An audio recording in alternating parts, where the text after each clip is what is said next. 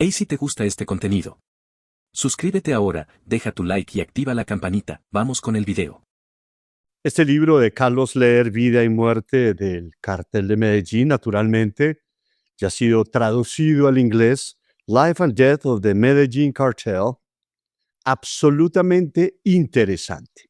Y le hago esta pequeña propaganda porque ya naturalmente lo pueden conseguir en Amazon, entre otros, y es porque tiene muchos, pero muchos datos interesantes y unas historias que realmente valen la pena.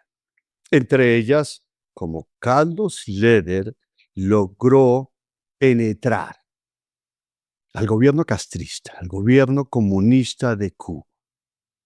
Y no solamente este gobierno, sino también a la revolución sandinista, entre otras. Y vamos a hablar de ese tema que es fascinante. Carlos, gracias. Gracias a ¿Y ti, cómo Rafael. llegas a Cuba? Estando yo en las Bahamas, recibí una invitación para visitar a Cuba a través de una doctora norteamericana de origen cubano. Inicialmente le respondí y aproximadamente 60 días más tarde, la doctora cubana me acompañó en mi avión desde Colombia a La Habana, Cuba, donde aterrizamos, autorizados por el gobierno de la familia Castro. Yo no sabía mucho y lo relato en mucho más detalle en el libro, qué querían en la dictadura conmigo, porque pues obvio, allá, para yo entrar en mi avión privado y ser recibido por altos funcionarios cubanos de rango militar, la autorización tenía que venir desde la cúpula. Pronto establecí que ellos estaban interesados en montar una ruta de tráfico de cocaína a través de Cuba, pero no solamente montar la ruta, sino establecer toda una organización de ellos, no de los colombianos, sino de ellos, es decir, aprender de nosotros y ellos mismos traficar, transportar o enviar, contrabandear la cocaína a Estados Unidos, lo cual les resultó un error gravísimo, porque pues ellos de capitalista tienen muy poquito. Entonces, yo estuve con ellos reunido, con el coronel Tony de la Guardia. Él fue el que los recibió. Tony de la Guardia me recibió en el aeropuerto Y de ahí, y ahí estaba yo con la conexión de ellos, que era la doctora cubana americana. Muchas cosas como cristiano, claro, y como colombiano y hombre libre, que habían en Cuba, me quedaba yo pues perplejo del estatus tan deprimente que era Cuba, de saber que existía un ejército ruso, cuando eso Rusia le pagaba a Cuba, ya la Unión ya no, porque Soviética. la Unión Soviética se diluyó. Sin embargo, la dictadura o la monarquía comunista de los Castro perseveró y el sitio era sumamente deprimente, y deprimente en todo sentido, hasta para farmacias no existían, no sé hoy día, pero joyerías eso no saben ni qué es. ¿Qué año era? 1981. Tengo unas fotos que te las voy a enviar y es mi persona en la bodeguita del medio, que casi todos los famosos van, o no famosos, pero van allá y firman en la pared. Y yo a los 24, 25 años de edad estuve allá en la bodeguita del medio, junto con agentes de seguridad del Estado de Cuba, que eran los que me movían, y firmé en la pared Carlos Leder. Posteriormente, en los acontecimientos en Cuba, la posición de ellos era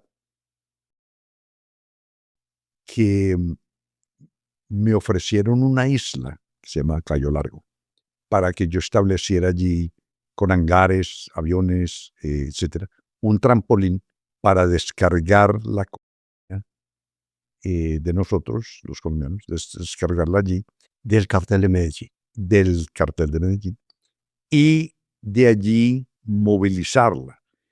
Pero discrepamos porque yo era uno de los más exitosos contrabandistas de cocaína de Colombia y ellos no la conocían.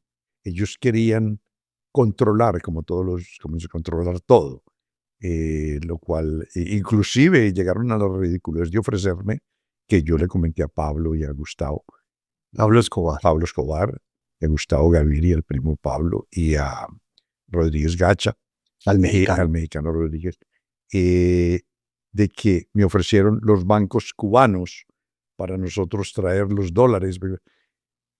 Es decir, ellos estaban totalmente ignorantes de la situación de cómo funciona la cosa, de pensar de una consignación en un banco cubano que del banco cubano envíe un cheque a un banco colombiano o algo así. Eso no camina, eso no funciona. Antes de que sigas, un paréntesis para aquellas personas que no son colombianas y que de pronto quieren saber un poquito más de Carlos Leder. Cuenta sobre cómo tú ya tenías consolidada y habías consolidado una isla en las Bahamas para llevar a cabo hacia Estados Unidos. Y en esa época ya había sido perseguido por la DEA, ¿cierto? Entonces, Sí, estaba en la lista negra de ellos. Sí. Inicialmente, en el año 78, yo había logrado comprar con mi pasaporte alemán una isla en las Bahamas, no como colombiano. Con mi pasaporte alemán formé una compañía, una empresa, y a través de la empresa logré que me aprobaran la compra de una isla privada. Desde allí monté toda la infraestructura para movilizar la compañía aeronáuticamente y navalmente en lanchas. Para ello equipé la isla con hangares para los aviones que estuvieran cubiertos, camiones con la gasolina. Allí operé gracias a la complacencia y la protección del primer ministro Lynden Pinling, el primer ministro de las Bahamas, su asesor Bannister, Mr. Bannister, quien venía una vez al mes a la isla a recoger el dinero que yo le pagaba. ¿cuánto era? Eran $150,000 al mes. Debido a ello, los servicios de inteligencia cubanos captaron mi existencia en las Bahamas y se interesaron en ofrecerme algo así como el mismo tipo de servicio. Eso fue lo que aconteció, porque cuando ellos me ofrecieron ese servicio fue cuando ya me tocó retirarme, que el primer ministro de las Bahamas me dijo: Carlos, tiene 30 días para irse, porque ya la situación no lo puedo proteger más, porque ya firmamos un tratado con los Estados Unidos que se llama de defensa mutua. Eso dijo el primer ministro. Eso me dijo el primer ministro. Entonces, ya las fuerzas de Estados Unidos y sobre todo DEA podía entrar a aguas y territorio bahamense. Entonces, al yo ausentarme ya de las Bahamas, como dicen los gringos, out of the blue, apareció el gobierno y dijo: venga, trabaje con nosotros. Esa es la coincidencia factual. ¿Y de ahí qué? El gobierno de Cuba, el coronel de la Guardia, me llevó en un avión del gobierno cubano a Cayo Largo y vi la isla. ¿Cómo era la isla? ¿Cayo Largo? Sí, Cayo Largo, pues más pequeña que Norman, la isla que yo tenía en las Bahamas, pero tenía pista pavimentada, tenía un hotel vacío. Parte del arreglo, ellos me entregarían un piso del hotel para mi tripulación, trabajadores. Yo regresé a Medellín, reporté, nos reunimos con Pablo, con Gustavo Gaviria y nos reunimos con Gacha, y Gacha era muy celoso en el sentido de que Gacha tenía algunos amigos militares, porque Gacha fue uno de los que más colaboró para organizar las autodefensas contra el ataque de las FARC, contra el ganadero de agricultores. En el Magdalena Medio, Gacha tenía mucha dedicación y experiencia como esmeraldero, porque fue el esmeraldero, en ponerle una barrera a la FARC y al comunismo. Era anticomunista totalmente. Anticomunista, yo también, yo soy anticomunista. Entonces, volviendo a Cuba, regresé, les expliqué la cuestión, y Gacha enfatizaba, decía, mucho cuidado con esos negocios con Cuba, porque eso nos va a poner en jaque si el ejército se da cuenta, corta relaciones conmigo, decía Gacha, con él. El ejército colombiano. El ejército colombiano, porque el ejército colombiano estaba en continua guerra por muchísimos años contra los movimientos guerrilleros comunistas. ¿Qué dijo la cúpula del cartel de Medellín cuando usted les contó?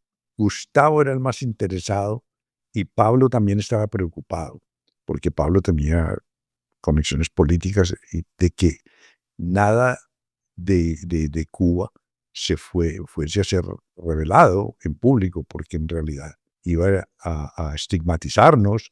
Le dieron luz verde. Me dieron luz verde para retornar a Cuba. Una de las razones que motivaron también mi ida fue porque yo ya había perdido las Bahamas. La segunda vez que fui, les presenté, les dije, tengo un avión anfibio que acuatiza en el mar.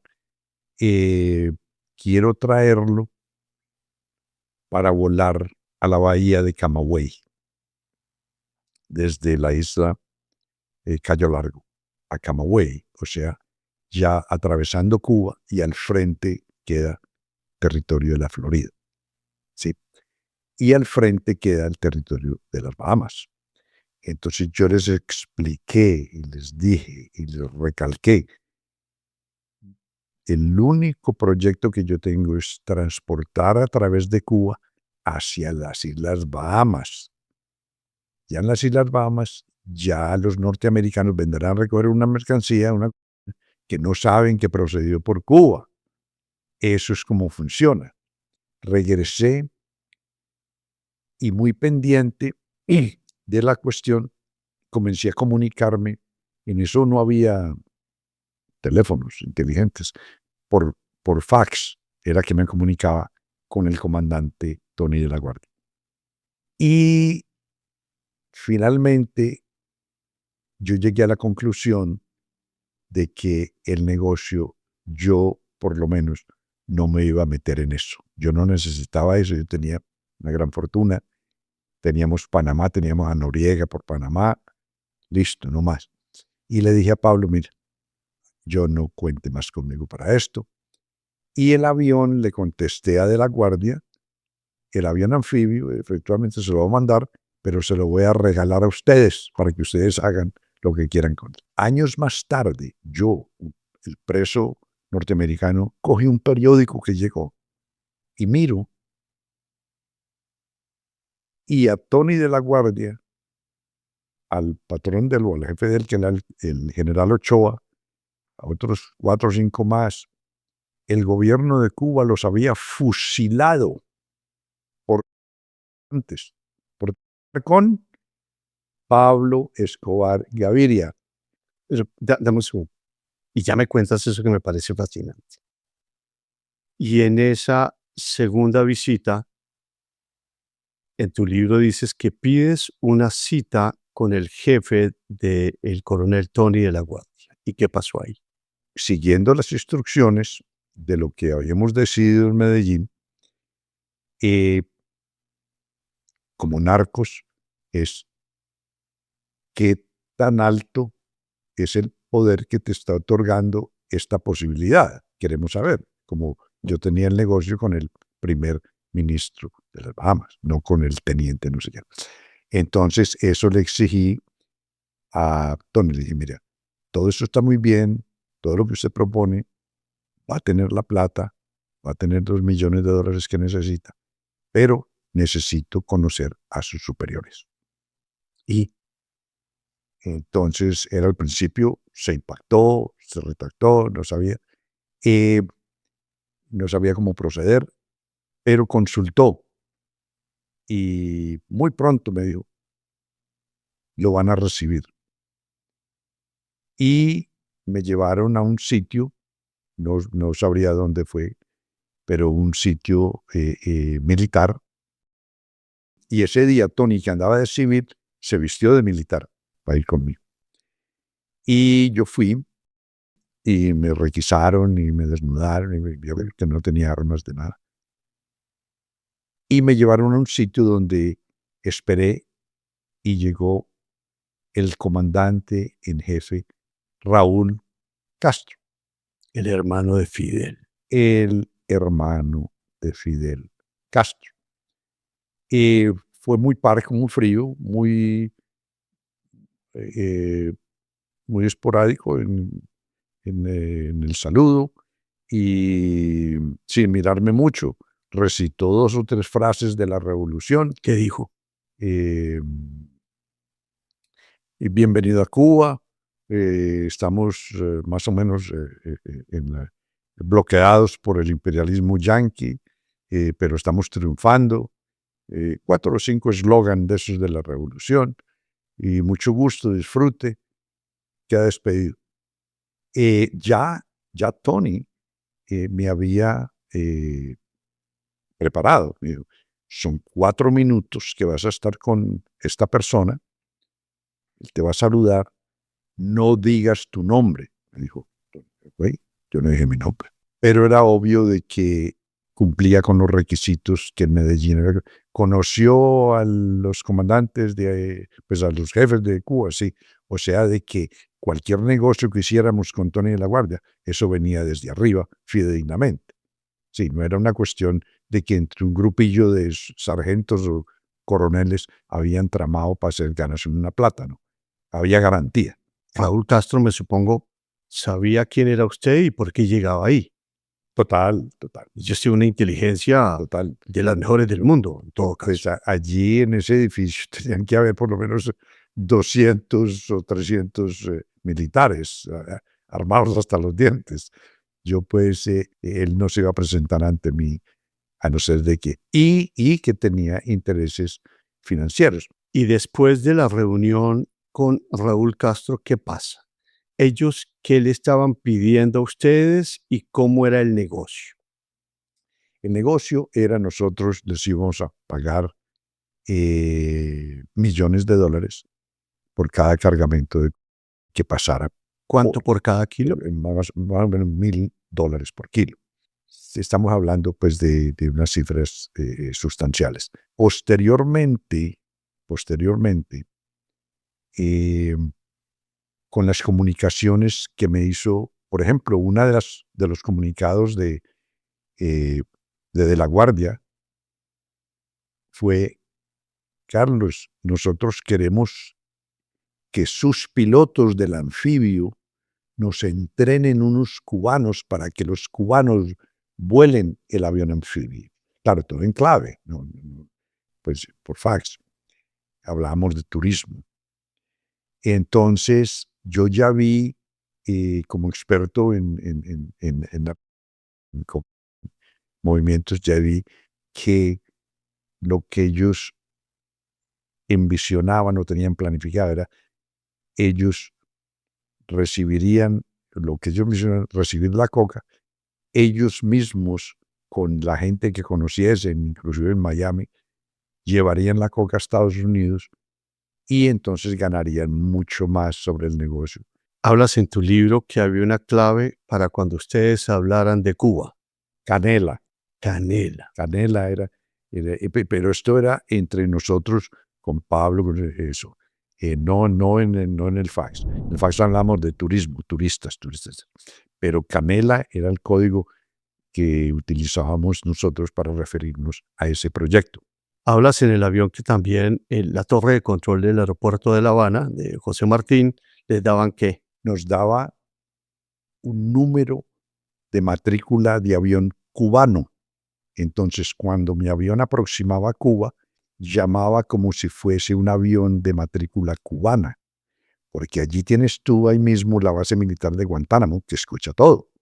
Entonces, si ellos escuchan que es un avión cubano que está llegando a Cuba, no es nada, pero dice H calle, un momentico. ¿Quién es? Oh, no, ese es Leder. El sumario, el resultado fue que yo vi después fue que Gustavo Gaviria, claro, con Pablo, comenzaron a exportar hacia Cuba muchas toneladas de cocaína. Y los cubanos que no sabían de eso utilizaban lancheros cubanos que venían al Mariel, ahí los llenaban de cocaína y se iban directo a Miami.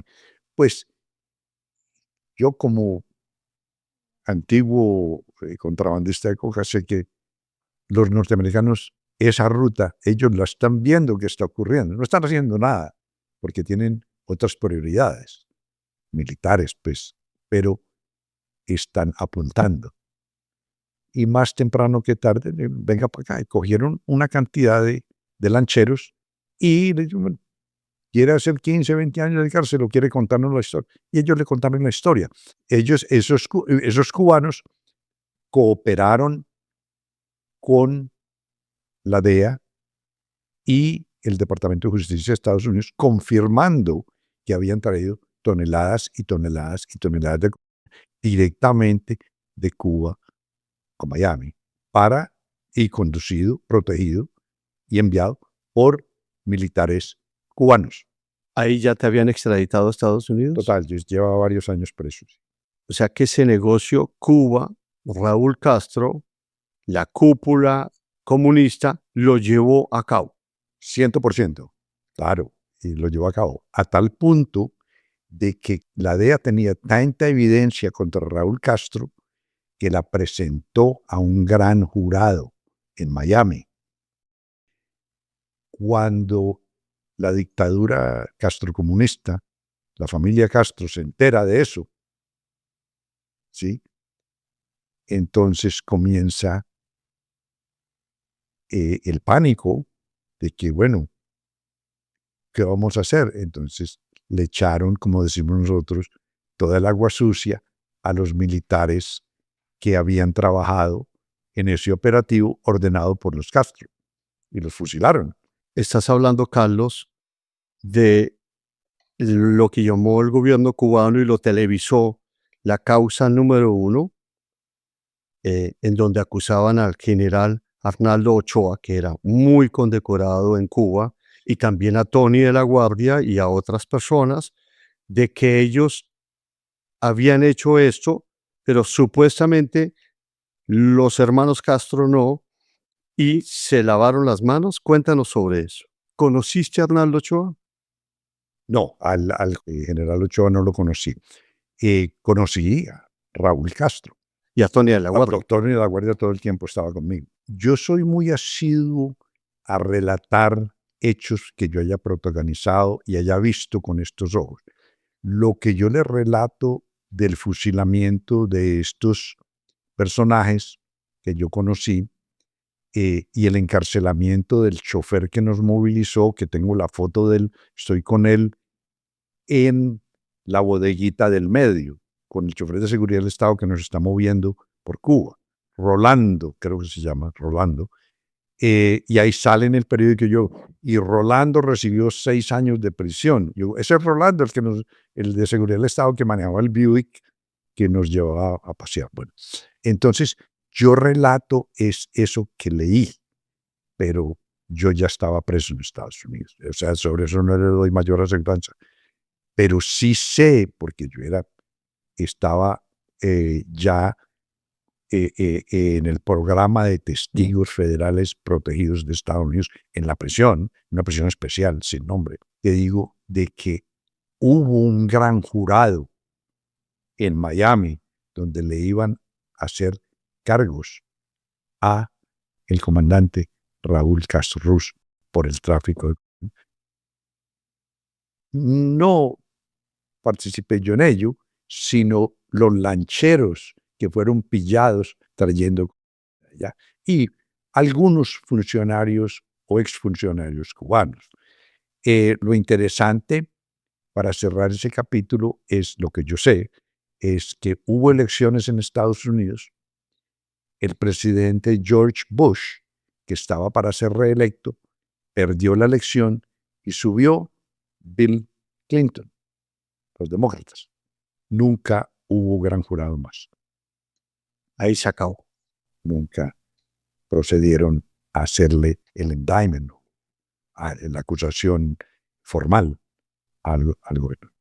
Y de ahí saltemos a Nicaragua. También la revolución sandinista. ¿Cómo llegas a Nicaragua y ellos qué te pedían y cuál era tu contacto? Robert Vesco, mi amigo de las Bahamas, vivía temporalmente en Managua, porque en Granada la cosa se había puesto difícil. Eventualmente, tú sabes de que Estados Unidos invadió Granada. Entonces, él se vino más y se radicó en Managua, Nicaragua. Y lo recibió el ministro Tomás Borge, a quien conocí. Entonces, Vesco me invitó a que lo visitara en Nicaragua para negocios. Fui a Nicaragua, me recibió el gobierno, pues los funcionarios del gobierno nicaragüense. Perdóname, Carlos, antes de continuar, déjame dar contexto. Robert Vesco fue un banquero que huyó de Estados Unidos con más de 220 millones de dólares y buscó refugio en países como Costa Rica, las Bahamas, Granada, Nicaragua y Cuba, en donde finalmente perdió su fortuna y murió en el 2007, maltratado y abandonado por la dictadura castrista. Continúa. Y Vesco vivía en una mansión y eso fue como yo estuve en 2 o 3 días con Vesco. Y él quería mover un dinero y que para Colombia le dije, no, que abrir un negocio en Colombia, no se meta en eso, que Colombia no come cuento de eso. Es decir, él estaba muy, como si fuera caliente, es decir, buscado, pues, uno de los futuros más buscados por Estados Unidos. Anyway, de todas maneras, él ya finalmente de ahí vio que Nicaragua era tenía la contra, tenía la lucha de la contra en Honduras, y él se vio como muy expuesto. De todas maneras, él terminó en La Habana, Cuba. Esa fue mi conexión con Nicaragua. Y entonces conoces a Tomás Borge, muy influyente sandinista. Ministro. ¿Y ahí qué pasa? ¿Qué querían ellos? Oh, no. En ese viaje no hay ningún negocio. Después, cuando Pablo acomete la bestialidad Pablo Escobar. de Pablo Escobar Gaviria, de hacer al ministro Lara Bonilla, el presidente Belisario Betancur, esa noche o al otro día, firmó mi extradición a Estados Unidos. Firmó mi extradición, que la tenía en el escritorio, pero nunca la había firmado. Entonces a mí me tocó huir. Entonces, pero yo pues a Panamá, yo pues no me voy a ir a Panamá, ya está Pablo. Entonces yo me fui, me contacté con Tomás Borge, me dijo, véngase para acá. Entonces me fui para Nicaragua. Y en Nicaragua, estuve 7 meses allá. Me llevé mi mujer. Y de ahí ella quedó embarazada y regresó a Colombia y tuvo mi hijo. En Nicaragua me propusieron negocios. ¿Qué negocios? Y como trampolín hacia México, por ejemplo, de que llegarían los aviones colombianos allí y de ahí irían a México, descargarían sin necesidad de echar gasolina, regresarían a Nicaragua y de ahí a Colombia. Pero en ese momento, con ese demencial acto de Pablo, que en realidad pues paralizó toda el movimiento, porque nos estaban persiguiendo a todos, extraditado o no extraditado. ¿Borges te exigió dinero? Oh, sí, gratis no era a cambio de dólares. Necesitamos todos los dólares que usted nos pueda conseguir. ¿Por tu estadía en Nicaragua te cobraron algo? No. Ellos pues no les valía nada porque las casas donde nosotros estábamos eran casas confiscadas a gente que había preferido irse a vivir a Miami. Entonces, a los 90 días, si el señor había dejado la casa sola, el gobierno la cogía y la compraba por $1,000 o algo así. Comunistas, ¿no? Entonces, pero sí le regalé a Borges 2 aviones. No, sin cocaína, nada, 2 aviones. ¿Qué necesita? Vean, necesitamos un avión. Y yo no tenga 2. Regalé. De matrícula norteamericana, los trenes de Miami. Y estando en Nicaragua protegido por el gobierno sandinista, llega Pablo Escobar y llega el mexicano. Cuéntanos sobre eso. Oh, tremendo episodio. Eso no estaba en mi agenda en ese momento en Nicaragua. Entonces vino un comandante que venía con Borges y me dijo, Carlos, ¿tiene usted problemas con Pablo Escobar? Le dije, no tengo ningún problema con Pablo. Dijo, ¿usted cree que Pablo Escobar le interesa venir a Nicaragua? Le dije, no, él vive muy cómodo en Panamá. Estaba Noriega escapado. le dio hasta ciudadanía panameña. Carlos, Pablo Escobar está aquí. ¿Cómo? Sí, aquí está. Ah, bueno, sí, aquí está. Yo quiero conversar con él. Yo quiero conversar con Pablo. Digo, bueno, eso lo vamos a ver. Entonces, me reuní con Pablo y lo detallo en el libro. Uno de los factores que enumero y cito, y es, Pablo en cierta forma era un depredador.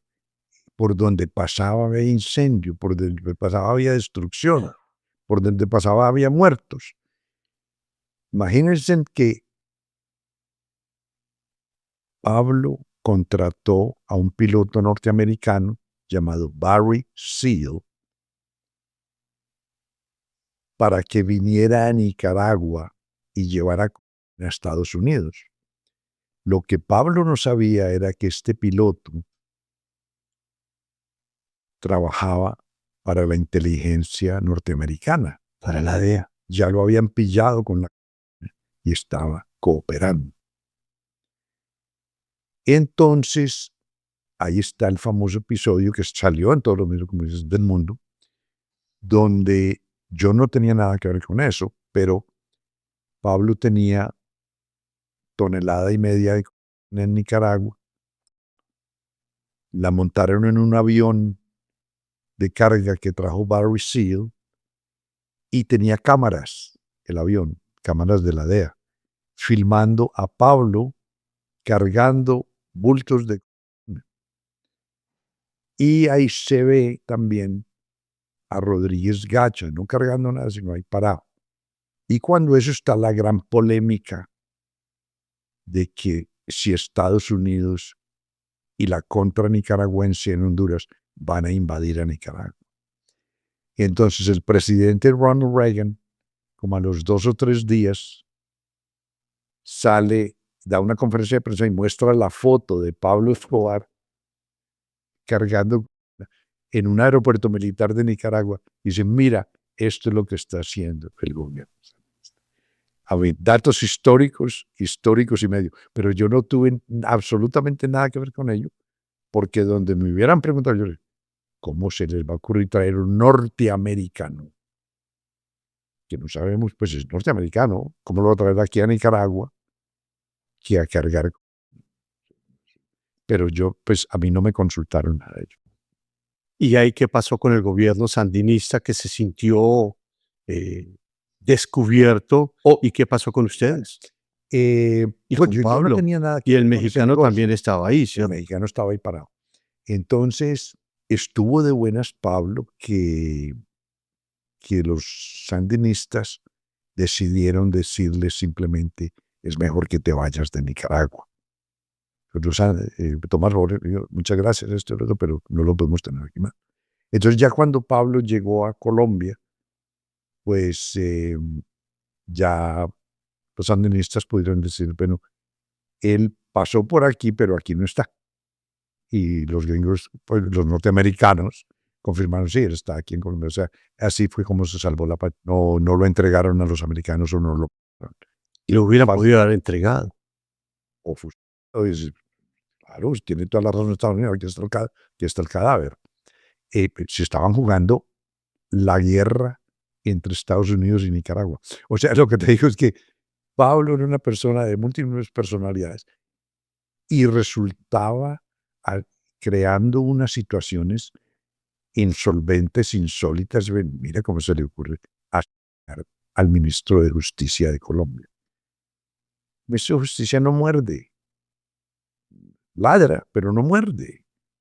En esa época. Y no era un peligro para él, no una amenaza para nadie.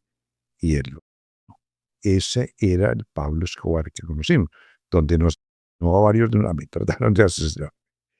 Y no más narcos que cualquier otro narco en la historia de Colombia. Y ya voy a terminar. En tu libro relatas que Pablo llega a Nicaragua porque se salvó de que el general Noriega se lo entregara a los gringos. Palabras de Pablo para mis oídos. Eso me dijo Pablo. Y al mexicano llegó con el mexicano. El mexicano y el hermano del mexicano llegaron. Por nada los hubieran enviado a Estados Unidos. Pues según las palabras de Pablo, de que Noriega en ese momento estaba en París. Le gustaba mucho ir al Molino Rojo en París, el cabaret donde las muchachas salen con sus piernitas al aire. Y como diciendo, yo soy Pilatos. Pero el CID se llamaba un coronel panameño que apreciaba mucho a Pablo y se había ganado muchos millones de dólares con Pablo. Entonces, según Pablo, el CID vino y le dijo, piérdanse que Noriega acordó con la DEA entregarlos a ustedes. Entonces se fueron de noche al aeropuerto Paitilla de la ciudad de Panamá y el mexicano que no estaba con ellos, no estaba en otra posición, venga, vámonos. Y era un avión grande, el mexicano tenía un avión grande, y ahí se montaron todos y cayeron en Nicaragua. Se salvó Pablo Escobar. Se salvó en ese momento de que Noriega. Noriega, por ejemplo, un dato curioso pero histórico, en el juicio le tenían 27 millones de dólares a Noriega, confiscados, el FBI, por decir, en una cuenta. Entonces, en el juicio, yo estaba ahí, Noriega pedía que le devolvieran esos 27 millones de dólares porque era plata que la CIA le había pagado porque él era espía para la CIA en contra de Fidel Castro. Le digo porque lo oí. Noriega era un espía pago de no sé qué, alguna agencia norteamericana. Y quién sabe qué oferta le hizo la agencia. Y yo, sí, yo se los entrego. Y Noriega inclusive le estaba dando armamento a la contra en Honduras. Desde Panamá volaban el armamento. Bueno, factores de esos que uno en ese mundo de clandestinidad, de secreto, descubre. Pero al final, Pablo casi proféticamente continuó diciendo, prefiero una tumba en Colombia que una cárcel en los Estados Unidos. ¿Eso lo escuchaste tú?